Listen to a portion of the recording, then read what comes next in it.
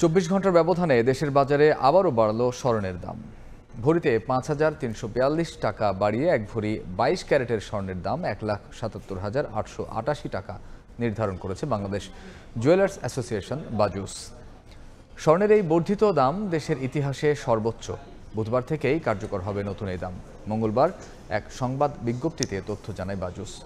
বিজ্ঞপ্তিতে বলা হয়, স্থানীয় বাজারে তেজাবি স্বর্ণের মূল্য বাড়ায় সার্বিক পরিস্থিতি বিবেচনা করে নির্ধারণ করা হয়েছে নতুন দাম।